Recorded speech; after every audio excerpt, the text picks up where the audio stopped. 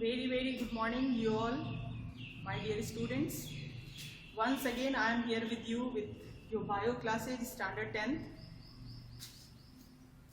In previous class we have discussed about the digestive system of human being and lots of queries I got last days. So for clearing all the queries and for connecting all the system inside human being, we will discuss today. Connection of all the system means how digestive system is related to respiratory system, then circulatory and so on. So first we are just here for resolving all the queries which I got. तो सबसे पहले हमारे पिछले class के digestive system के जो classes थे उसमें हमने जो पढ़ाया बताया कि बहुत सारे सबसे पहले डाइजेस्टिव सिस्टम को टू पार्ट्स में बांटा गया, elementary canal and digestive glands. What are the roles of elementary canals? As usual, the role of digestive glands. उस चीज़ें जो छूट गई हैं वो क्वेरीज के तहत हम लोग आज क्लियर करेंगे. एक क्वेश्चन मेरे पास आया था कि what is the role of trypsin and from where this enzyme is secreted? Pepsin, trypsin, bile salt, amylase, HCl, mucus, and likewise so many of things. सबसे पहले हम लोग पेप्सिन के बारे में जाने. हमने पहले बताया था कि जितने भी फूड न्यूट्रिएंट्स होते हैं, carbohydrates, proteins, fats, vitamins and minerals, इसमें से कार्बोहाइड्रेट, प्रोटीन और फैट का डाइजेशन डाइजेस्टिव सिस्टम में with the help of various biocatalysts, that is enzymes, and the other chemicals like bile salt, HCl, etc. के help से होता है. Pepsin जो एंजाइम है इसका यूज डाइजेशन ऑफ प्रोटीन के लिए होता है. प्रोटीन. ट्रिप्सिन का भी यूज सेम होता है for the digestion of protein. Bile salt का यूज, क्वेश्चन भी आया था कि बाइल सॉल्ट यानी बाइल जूस का रोल क्या है डाइजेशन में, ह्यूमन बीइंग के डाइजेशन में. ये बाइल सॉल्ट फैट के डाइजेशन में हेल्प करता है. फैट के डाइजेशन में हेल्प करता है. It's not the enzyme. इसका क्या हेल्प है वो हम लोग पढ़ेंगे. एमाइलेज का यूज कार्बोहाइड्रेट के डाइजेशन में होता है. HCl का एक अलग रोल है. ये फूड को एसिडिक मीडियम देता है ताकि प्रोटीन के जो एंजाइम्स होते हैं पेप्सिन फॉर्म में आ सके और एक्शन कर सके उसको सिंपलर फॉर्म में चेंज करने के लिए. म्यूकस का एक अलग ही रोल होता है जो कि इंटरनल इंटेस्टाइनल एलिमेंट्री कैनाल के वॉल से सिक्रीट होते हैं. तो पेप्सिन का जो प्रोटीन में डाइजेशन होता है, प्रोटीन का डाइजेशन पेप्सिन की हेल्प से होता है. ये पेप्सिन गैस्ट्रिक जूस मतलब एस्टमक से सिक्रीट होते हैं. ये एंजाइम एस्टमक के वॉल से सिक्रीट होते हैं जो इनएक्टिव फॉर्म में होते हैं. पहले जैसे ही वॉल से HCl सिक्रीट होता है, हाइड्रोक्लोरिक एसिड, ये फूड को एसिडिक बनाते हैं. साथ ही साथ इस पेप्सिनोजेन जो इसका पहला फॉर्म होता है उसको पेप्सिन में कन्वर्ट करके प्रोटीन के ऊपर एक्शन करते हैं और प्रोटीन को डाइजेस्ट करते हैं इन एस्टमक. कुछ चीज़ें याद रखने वाली हैं कि कार्बोहाइड्रेट का लिटिल अमाउंट में डाइजेशन माउथ में ही होता है, थोड़ा सा, विद द हेल्प ऑफ सैलिवा, जिसके अंदर सैलिवरी एमाइलेज पाए जाते हैं, वो उसको करते हैं. उसके बाद पूरा का पूरा फूड एस्टमक में आता है. एस्टमक में सिर्फ और सिर्फ प्रोटीन का डाइजेशन होता है with the help of pepsin.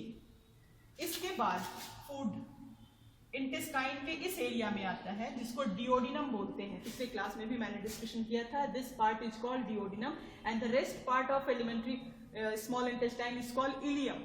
ये टर्म भी आप बुक में देखोगे और दोनों को मिलाकर एक स्मॉल इंटेस्टाइन बोलते हैं. ये फूड डिओडिनम में आता है. यहाँ पे इस डिओडिनम में डाइजेशन तो नहीं होता है बट इस डिओडिनम में लीवर यानी कि लीवर से कनेक्टेड जो गॉल ब्लैडर होते हैं इससे निकलने वाले जूसेस, इससे निकलने वाला सिक्रीशन इस ट्यूब के थ्रू इस डिओडिनम में आता है. और साथ ही साथ पैंक्रियाज से निकलने वाले बहुत सारे पैंक्रियाटिक जूस भी इस डिओडिनम में आकर के मिलते हैं. फूड जो स्टमक से होकर के स्मॉल इंटेस्टाइन में एंटर करता है, यहाँ पर सबसे पहले यहाँ से निकलने वाले जूसेस और पैंक्रियाज से निकलने वाले जूसेस इसमें मिलते हैं। अब यहाँ ये टॉपिक आता है कि पैंक्रियाज से कौन कौन सी चीज़ें निकलती हैं। पैंक्रियाज से जो जूसेस निकलते हैं, जो एंजाइम्स निकलते हैं, वो एंजाइम कार्बोहाइड्रेट, प्रोटीन और फैट तीनों के डाइजेशन में हेल्प करता है। इससे निकलने वाला जो कार्बोहाइड्रेट के लिए एंजाइम होता है उसको हम लोग पैंक्रियाटिक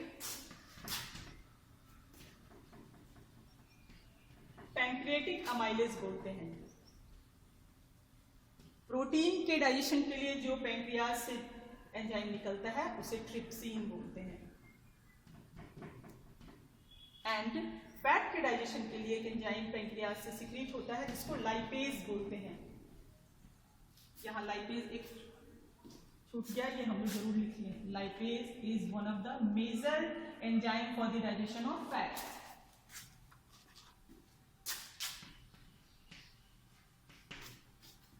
ये सारे एंजाइम्स इस डिओडेनम में आकर के फूड के साथ मिक्स होते हैं। इसके बाद ये फूड जब स्मॉल इंटेस्टाइन में एंटर करता है, यहाँ पे कंप्लीट डाइजेशन होता है। In that case along with these enzymes lots of enzymes are also secreted from the wall of small intestine. Secrete होते हैं और यहाँ complete digestion होता है।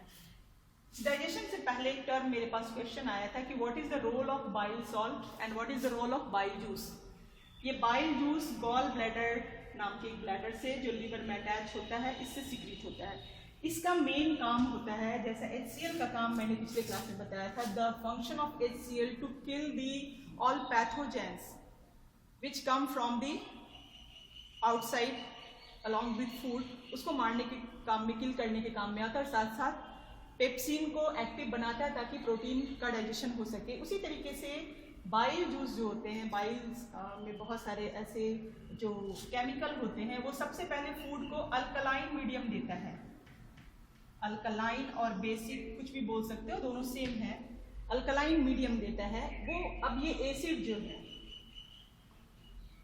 पहले एसिडिक मीडियम में था, अब फूड को जब ये अल्कलाइन मीडियम मिलता है तो एसिड और बेस, एसिड और अल्कली के बीच का जो रिएक्शन को न्यूट्रलाइजेशन रिएक्शन भी बोलते हैं, उस वजह से ये एसिड के सारे क्वालिटी को न्यूट्रलाइज कर देता है। बिकॉज इसके बाद जो फर्दर डाइजेशन होता है वो एसिडिक मीडियम में नहीं हो सकता है।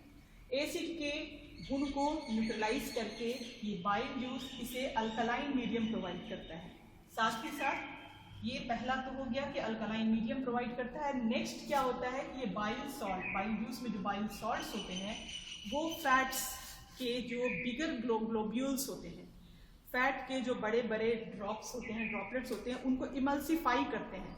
इमल्सिफाई मतलब उसको छोटे छोटे ग्लोब्यूल्स में तोड़ देते हैं। सबसे पहले fats, you know, carbohydrate is the energy giving food, fat is also the energy giving food, but it is stored in the body and when it is required to be digested and then it is utilized for getting energy, वो energy use होता है। लेकिन fat जो तेल आपने सुना होगा, fatty substance वो ऑयली होता है, उसके ग्लोब्यूल्स जो है वो ऐसे भी सॉल्युबल फॉर्म में फूड के साथ होते नहीं हैं, वो बड़े ही इनसॉल्युबल फॉर्म में फूड में अलग से मिक्स रहते हैं। तो उनको इमल्सिफाई करने का सबसे बड़ा रोल ये बाइल सॉल्ट करता है। फैट के लार्ज ग्लोब्यूल्स को छोटे छोटे ग्लोब्यूल्स में तोड़ने के काम को ही इमल्सिफिकेशन ऑफ फैट बोलते हैं। और तब उस इमल्सिफाइड फैट इसको यहाँ पे ये मिक्स होते हैं और ये स्मॉल इंटेस्टाइन में आते हैं और इन तब जाकर यहाँ पे एंजाइम जो फैट के डाइजेशन के लिए यूज होता है, लाइपेज, उस फैट को डाइजेस्ट करते हैं, उस फैट को उसके सिंपलर फॉर्म में ब्रेक डाउन करते हैं और उसका सिंपलर फॉर्म जो फैटी एसिड और ग्लिसरॉल जो मैंने पिछले क्लास में पढ़ाया था उसे कन्वर्ट करते हैं। तो this is the role of bile salt, to provide the food alkaline medium as well as to emulsify the larger globules of fat, and only then lipase can work on the fat and उसके digestion को कर सकते हैं। तो ये clear हुआ। Amylase carbohydrate के digestion के लिए यूज होता है, जो सैलिवा से निकलने वाले एमाइलेज को सैलिवरी एमाइलेज, और उसके बाद ये एमाइलेज पैंक्रियाज से निकलता है, पैंक्रियाटिक एमाइलेज, और small intestinal amylase you can say. HCl and mucus, mucus का रोल बहुत इंपॉर्टेंट है जो मैंने पिछले भी क्लास में बताया था। म्यूकस प्रोवाइड करता है फूड के साथ मिक्स होकर के उस रोलिंग बनाता है ताकि सॉलिड मटेरियल एसिड के जो पोरोसिव नेचर है वो यहाँ पूरे एलिमेंट्री कैनाल के वॉल को हार्म ना कर सके, इसलिए म्यूकस का एक अपना इम्पॉर्टेंट रोल होता है। तो इस तरीके से हमने इन चीज़ों को, इस टॉपिक को मैंने क्लेरिफाई किया है। आपको याद करने की जो चीज़ें हैं वो ये याद रखिए, जो वेरियस एंजाइम्स हैं वो क्या क्या हैं। Pepsin which is secreted from the gastric glands means stomach से होते हैं। ट्रिप्सिन ये पैंक्रियाज से सिक्रेट होते हैं। बाइल सॉल्ट गॉल ब्लैडर से सिक्रेट होते हैं। Amylase salivary gland, pancreas and small intestine से सिक्रेट होते हैं। HCl गैस्ट्रिक जूसेस के साथ, मतलब गैस्ट्रिक वॉल से, एंड म्यूकस गैस्ट्रिक वॉल से सिक्रेट होते हैं। तो ये सारे टर्म एंड टॉपिक्स आपको याद रखना है। इसके फंक्शन को भी मैंने बताया है, आपको बुक से भी समझकर पढ़ के अपने नॉलेज को इन्हेंस करना है। और फंक्शन के साथ साथ आपकी प्रैक्टिस फिगर के द्वारा भी यहाँ होनी चाहिए। मैं अभी से मिटा रही हूँ ताकि नेक्स्ट टॉपिक पे हम लोग आ पाए।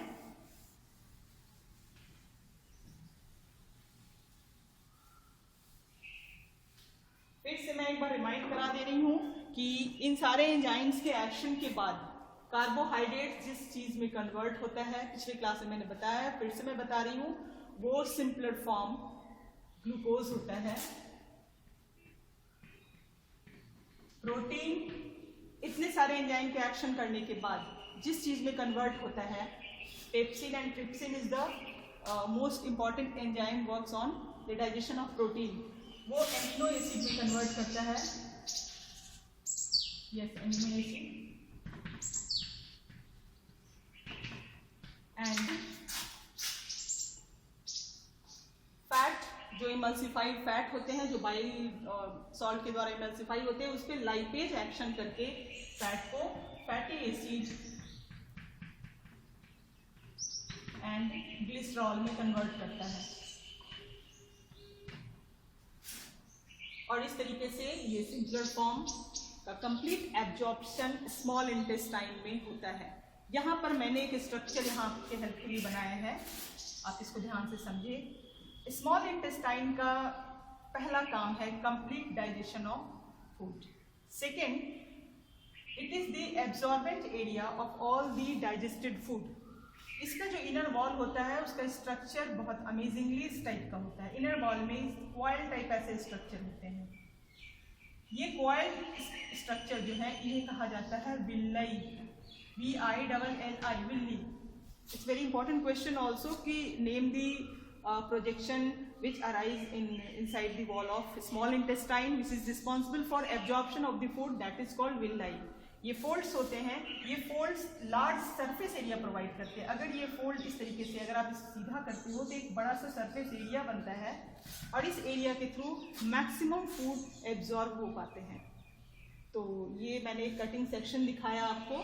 फिगर में मैंने ये बताया कि ये इस फिगर के थ्रू फिर से एक बार याद रखिए कि liver is the largest organ of human body, you can say it's the largest gland also you can say. And इससे ट्यूब लाइक स्ट्रक्चर निकलता है। ये ट्यूब पैंक्रियाज से जाकर के कनेक्टेड है। ये पैंक्रियाटिक ये जो ट्यूब है ड्यूोडेनम से कनेक्टेड होता है ताकि इसके सिक्रीशन इसमें आ सके। यहाँ एक टर्म था अपेंडिक्स जो कि वर्मी फॉर्म शेप में होता है और ये लार्ज इंटेस्टाइन के एंड में पाया जाता है। एक्चुअली अपेंडिक्स जो है वो वेस्टिजियल ऑर्गन है। वेस्टिजियल ऑर्गन मतलब इस ऑर्गन का अब हमारे बॉडी में कोई काम नहीं है।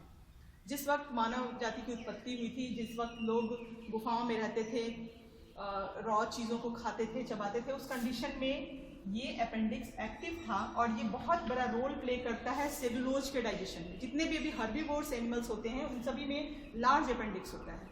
सेलुलोज के डाइजेशन में अपेंडिक्स का रोल होता है, बट हम लोग सेलुलोज किसी भी फॉर्म में अपने बॉडी में डाइजेशन नहीं होता है और हम लोग लेते नहीं हैं उसको, तो इसका कोई यूज नहीं है। ये बस एक वेस्टिजियल ऑर्गन की तरह हमारे बॉडी में है।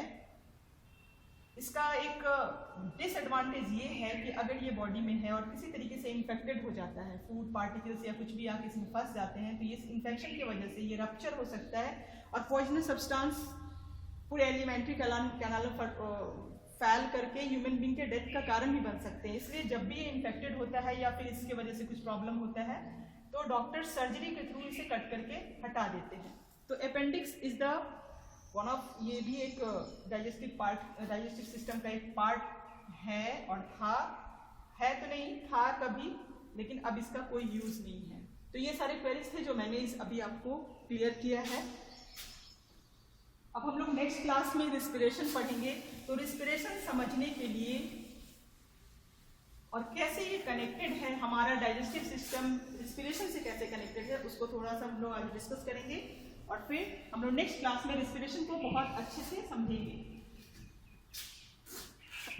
अब मुझे आप ये बताइए कि डाइजेशन का डेफिनेशन क्या हो सकता है।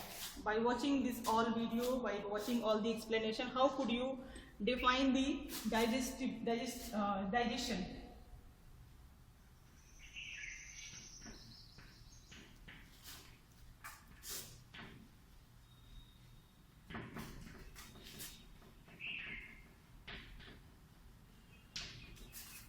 डाइजेस्टिव सिस्टम में जो प्रोसेस हुआ, कौन सा प्रोसेस आपने फील किया? हम लोगों ने देखा कि एलिमेंट्री कैनाल में food from mouth to anus to rectum एक मूवमेंट, एक मोशन के थ्रू आता है due to the help of muscular function of alimentary canal itself. इस मूवमेंट को पेरिस्टोलिक मूवमेंट मोशन बोलते हैं। मतलब हमारे बॉडी के अंदर एलिमेंट्री कैनाल फिजिकली फूड को जैसे हमारे माउथ में फूड को च्यू करना, it is the physical process. भोजन को चबाना with the help of tongue and teeth, this is the physical process. भोजन को नीचे ले जाना with the help of peristaltic movement and the motion, this is the physical process. But when food come in contact of enzymes and the chemicals and then it is breaking down into its simpler form, this is the chemical process. So you can add and you can say the first line that digestion is the physiochemical process in which complex food are broken down into simpler form with the help of various muscular movement and due to the action of various enzyme and chemical over it. So you can take out the definition by the explanation of all the digestive system. This is the definition. Now हमने digestion के बाद main result क्या आया? जो undigested food थे वो large intestine में जाके रेक्टम में स्टोर होकर बाहर निकल गए। लार्ज इंटेस्टाइन में बहुत ही इंपॉर्टेंट वर्क होता है, that is absorption of water. पानी का जो एब्जॉर्प्शन होता है हमारे बॉडी में वो लार्ज इंटेस्टाइन के वॉल के ही थ्रू होता है। लेकिन फूड का जो सिंपलर फॉर्म का फूड है उसका एब्जॉर्प्शन कहाँ होता है? स्मॉल इंटेस्टाइन में। स्मॉल इंटेस्टाइन में फूड के एब्जॉर्प्शन के बाद वो डाइजेस्टेड फूड ब्लड वेसल्स के थ्रू हमारे बॉडी के हर सेल में पहुंचता है। Each and every cell now having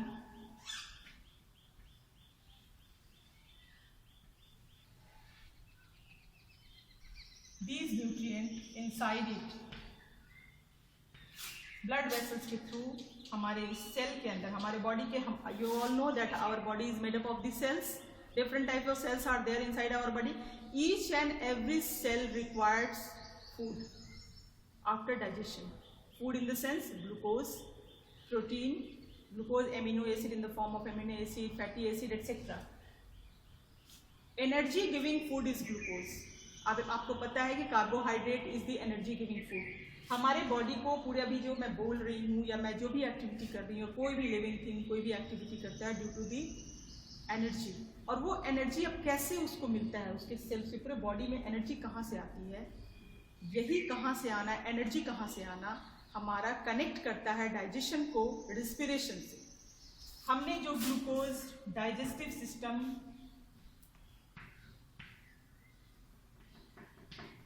glucose digestion के बाद जो ग्लूकोज हमारा बना, एब्जॉर्प्शन के बाद हर सेल के अंदर the formula of glucose is 6H12O6, इस सेल के अंदर ये एनर्जी, ये ग्लूकोज आ गया। लेकिन अभी भी इस सेल को एनर्जी नहीं मिला। इस सेल को एनर्जी पाने के लिए, पूरे बॉडी को एनर्जी पाने के लिए अब इस फूड से एनर्जी निकालना जरूरी है, इस फूड से एनर्जी को अक्वायर करना जरूरी है। और इसके लिए हमारे बॉडी में जो अलग से सिस्टम बना है, रेस्पिरेटरी सिस्टम, वो हेल्प करता है। तो इस तरीके से अब हमारे पास फूड आ गया in the form of glucose. अब मुझे इससे एनर्जी कैसे चाहिए, उसके लिए हमें सांस लेने की जरूरत पड़ती है। एवरी टाइम, आपको पता है हर वक्त हम लोग जब से जन्म लिए और जब तक हमारा हमारा डेथ होता है तब तक हम लोग लगातार अपने सांस में ऑक्सीजन को लेते रहते हैं। ये जो ऑक्सीजन हम लेते हैं इसी का मेन रोल है एनर्जी गिविंग के लिए। हमारा ये ऑक्सीजन कैसे हमारे नॉस्ट्रिल के बाद ट्रैकिया और ट्रैकिया के बाद लंग्स में जाता है और लंग्स के थ्रू ये पूरे सेल में ये ऑक्सीजन पहुंचता है और ये ऑक्सीजन पहुंच के जो डाइजेशन के बाद ग्लूकोज हमारे सेल के अंदर आया है उस ग्लूकोज को ब्रेक डाउन करता है, इसको तोड़ता है with the help of oxygen. आपने केमिस्ट्री में पढ़ा होगा कि ऑक्सीडेशन एक प्रक्रिया होती है जिसमें ऑक्सीजन हेल्प करते हैं। तो यू कैन से कि रिस्पिरेशन में भी ऑक्सीडेशन ऑफ फूड हो रहा है। ये ऑक्सीजन के हेल्प से ये फूड ब्रेक डाउन होता है और ब्रेक डाउन होने के बाद ये अपने कंपोनेंट्स में टूटते हैं सेल के अंदर और अब ऑक्सीजन नहीं रहा, अब इसके बदले में कार्बन डाइऑक्साइड कन्वर्ट हो जाता है और वो कार्बन डाइऑक्साइड फिर बाहर निकलता है और उसके साथ साथ एनर्जी हमारे बॉडी को मिलती है। तो ये प्रोसेस, ये एनर्जी कैसे होता है, ये सेल के अंदर हो रहा है। तो ये सेलुलर रिस्पिरेशन, सेलुलर रिस्पिरेशन क्या है और इसके आगे और क्या क्या टर्म है वो हम लोग अपने नेक्स्ट क्लास रिस्पिरेशन में पढ़ेंगे। रिस्पिरेशन टर्म को आप ये डिफाइन कर सकते हैं, बचपन में आप लोग ये पढ़ते होंगे कि taking in oxygen and breathing out carbon dioxide, that is called respiration. लेकिन रिस्पिरेशन का मेन यूज क्या है आप लोग 10th क्लास में सही तरीके से पढ़ोगे। रिस्पिरेशन में हम लोग हमारे बॉडी को एनर्जी मिलती है with the help of oxygen. तो रिस्पिरेशन का डेफिनेशन हम लोग नेक्स्ट क्लास में पढ़ेंगे, लेकिन अभी थोड़ा सा हमने जो एक्सप्लेन किया है इससे भी आप टेक आउट कर सकते हैं कि what should be the definition of respiration. Respiration is the process, you can say, by which we get energy with the help of oxygen. You can define this way, this term. Definition को अपने explanation से या आपने जो भी पढ़ा है उससे टेक आउट करना एक आर्ट है। बुक में लिखा है, कोई भी डेफिनेशन होता है उसे लर्न कर लेते हैं सही, लेकिन हमने जितनी चीज़ें एक्सप्लेनेशन के थ्रू समझी है, साइंस में जो हम लोग समझते हैं एक्सप्लेनेशन के थ्रू, उससे हम किसी चीज़ को कैसे टेक आउट करते हैं, हम अपने थ्योरी खुद कैसे डेवलप कर सकते हैं, इन चीज़ों को भी डेवलप करना जरूरी है। तो हम लोग नेक्स्ट क्लास में रिस्पिरेशन पढ़ेंगे और आई होप कि आप लोग सब लोग मेहनत कर रहे होंगे घर पे भी और आपकी क्यूरियोसिटी अभी भी बरकरार है। होमवर्क के लिए आप लोग डाइजेस्टिव सिस्टम का एक अच्छा सा नोट विद द फिगर बना करके आप लोग रखेंगे ताकि जब आपके स्कूल खुलते हैं या फिर आप जब टीचर्स के साथ इंटरेक्ट करोगे तो आप उन्हें दिखा सको कि मैंने अपने इस टाइम में कितने सारे और कौन कौन से वर्क किए हैं। Till then, bye and wait for the next class with respiration.